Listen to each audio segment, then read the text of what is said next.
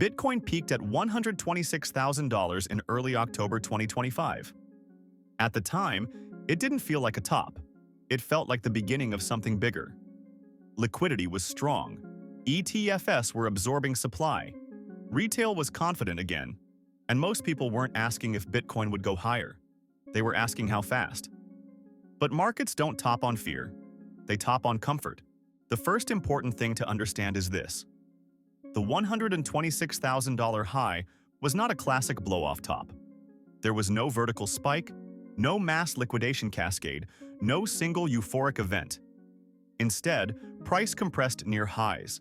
That's usually interpreted as strength, but it can also mean distribution. Large holders don't sell into panic. They sell into confidence. And by October 2025, confidence was everywhere. When Bitcoin pulled back from $126,000 to the low $110,000, most people shrugged it off. Because structurally, ETFs kept buying, volatility stayed low. Funding remained positive but controlled. This wasn't a crash, it was a reset. But resets after long uptrends don't always mean continuation. Sometimes they mean the market is checking who's overexposed. Here's where most people missed the shift. In late 2025, ETF inflows slowed, not reversed, but slowed. Stablecoin issuance flattened. Risk appetite across global markets cooled. Nothing dramatic happened. And that was the problem. Bitcoin doesn't need bad news to fall. It just needs less new money. Once marginal buyers disappear, price doesn't collapse. It leaks. That's exactly what started happening. From November 2025 into early 2026, Bitcoin stopped trending and started rotating. Rallies became weaker, pullbacks became more frequent, and every bounce attracted sellers faster than buyers.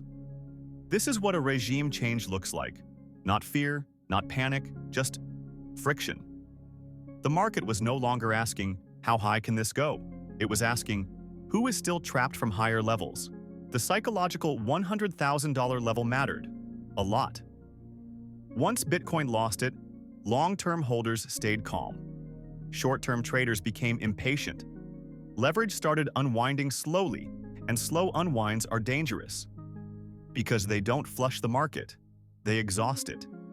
Every bounce toward $95,000 to $100,000 was sold. Not emotionally, mechanically. That's not weakness, that's repositioning. This is critical. The drop from $90,000 into the $70,000 was not panic-driven. There was no ETF exodus, no systemic failure, no mass miner capitulation. What happened instead was forced adjustment. Capital rotated out of high beta positions. Leverage cleaned itself up. And Bitcoin repriced to where natural demand actually existed. That's why volume didn't explode. And why headlines stayed quiet. Let's summarize the real changes. Liquidity became selective. Money didn't leave markets, it became cautious.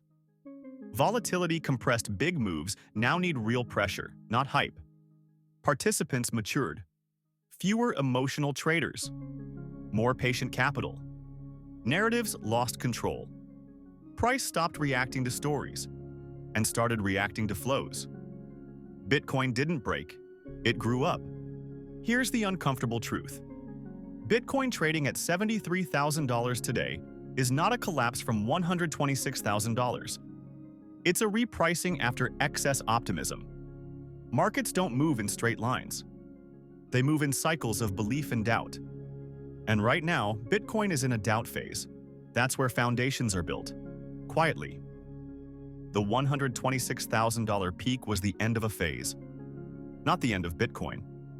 And the move to $73,000 wasn't punishment, it was normalization.